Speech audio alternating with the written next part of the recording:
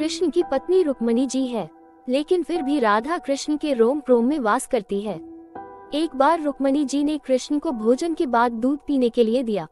वैसे भी कृष्ण भगवान को दूध और मक्खन तो प्रिय था ही, इसलिए उन्होंने वह दूध जल्दी से पी लिया। लेकिन दूध इतना गर्म था कि कृष्ण जी के मुख से निकल ही गया, हे राधे। पति के मुख से राधा का नाम सुनकर रुक्मिणी जी बोली कि मैं भी तो आपसे गहन प्रेम करती हूँ, लेकिन आपके मुख से राधा जी का नाम ही क्यों निकलता है? ऐसा क्या है राधा जी में, आप मुझे क्यों नहीं बुलाते हैं? कृष्ण भगवान इस बात पर मंद मंद मुस्काते रहे और बोले कि आप राधा से मिली हो। फिर क्या था, रुक्मिणी जी राधा जी से मिलने राधा जी के महल में पहुंच गई। तब रुक्मिणी जी ने महल के बाहर ही एक बहुत ही सुंदर महिला को देखा। उसके चेहरे पर गजब का तेज था। रुक्मिणी जी आगे बढ़ी और उस स्त्री के पैर छू लिए। उस स्त्री ने तुरंत पूछा कि आप कौन है और आप किस लिए आई हो? रुक्मिणी जी ने अपने आने का कारण बताया। स्त्री ने कहा कि मैं तो राधा जी की दासी हूँ।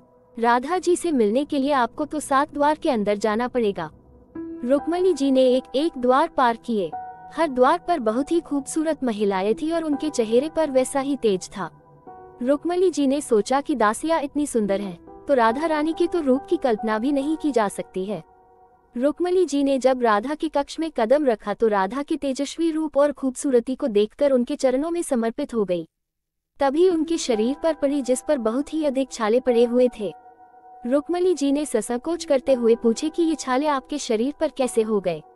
राधा ने जवाब देते हुए कहा कि कल आपने कृष्ण जी को गर्म दूध दे दिया था, फिर उनके दिल पर छाले पड़ गए। उनके दिल में तो मेरा वास है, इसलिए मुझ पर ही सारे छाले पड़ गए।